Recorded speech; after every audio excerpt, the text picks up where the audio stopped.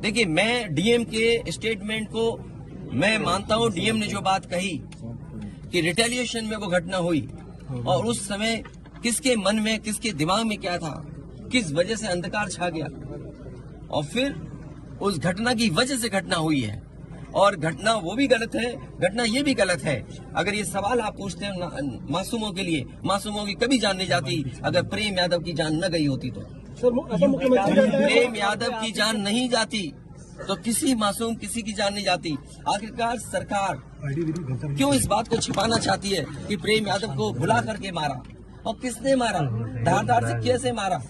और यही नहीं, आप बताइए सुल्तानपुर में क्या एक ब्राह्मण डॉक्टर को ड्रिल से नहीं मार दिया? ड्रिल से, क्या ड्रिल से नहीं मारा? क्या उनके परिवार के बच्चों को आपने गले लगाए? क्या उनके परिवार के सदस्य अस्पताल मिलने गए? क्या आपने सोशल मीडिया के लिए वो तस्वीरें खिंचवाई कि उनसे गले मिलते हुए तस्वीर खिंचा लें? मैं जानता हूं दुख किसी के जाने का, किसी के खोने का। आज हम जरूर इस परिवार के साथ हैं या और लोग हैं, लेकिन जब वो अकेले बैठेंगे कभी याद आएगी उनके परिवार के सदस्य की तो उन पर क्या गुजरेगी, सोचिए आप। क्या बेटियां उसकी छोटी क्या बुलडोजर चलेगा? ये जनता रोक देगी बुलडोजर को। और सवाल ये नहीं है, सवाल ये नहीं है, सवाल ये नहीं है। एक मिनट रुक जाइए ना, सवाल मैं बैठा हूँ।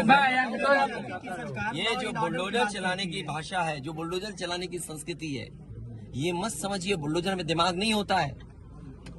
अगर बुलडोजर न्याय देने लगा तो अगली सरकार भी यही करेगी। इसलिए मैं सोचता हूं कि अगर आप योगी हैं, योगी की परिभाषा यही है, दूसरे का दुख अपना दुख समझे।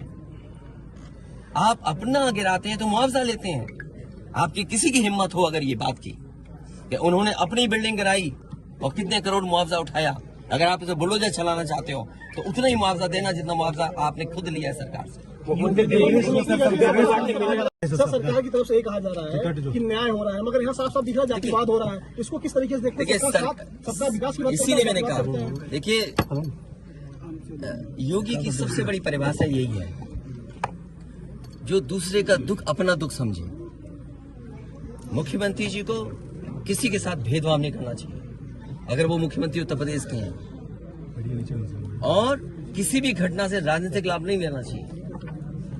अगर इस सरकार ने न्याय दिया होता, न्याय पहले दिन से देना शुरू किया होता, तो शायद हम लोगों पे भी दबाव नहीं बनता कि हम आते हो घर परिवार के लोगों से मिलते आकर। सर, कांग्रेस के लोग कह रहे हैं कि आप बीजेपी को फायदा पहुंचाना चाहते हैं मध्य प्रदेश। देखिए सुनिए, ये बात भी कांग्रेस के मुंह से अच्छी नहीं लगती। सर, यूपी में बदला लेंगे उसका? नहीं, बदला की बात बंद करो।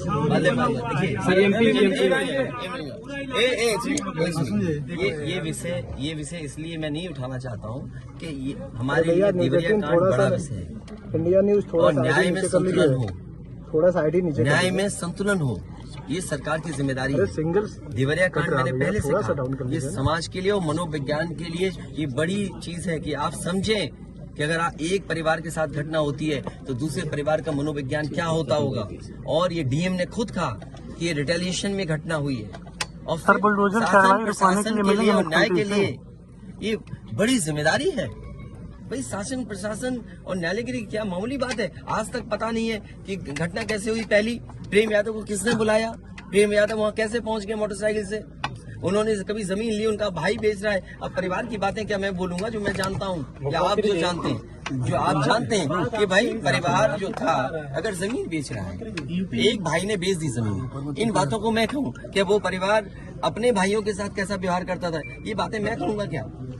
ये सब आप जानते हो। इसलिए मैं आपसे भी उम्मीद करता हूँ लोकतंत्र तभी मजबूत होगा जब न्याय मिलेगा, और न्याय की भावना होती सरकार की तो खेतों में इतना कार्यकर्ता नेता नहीं दिखाई देता, ये जनता खेतों में नहीं दिखाई देती।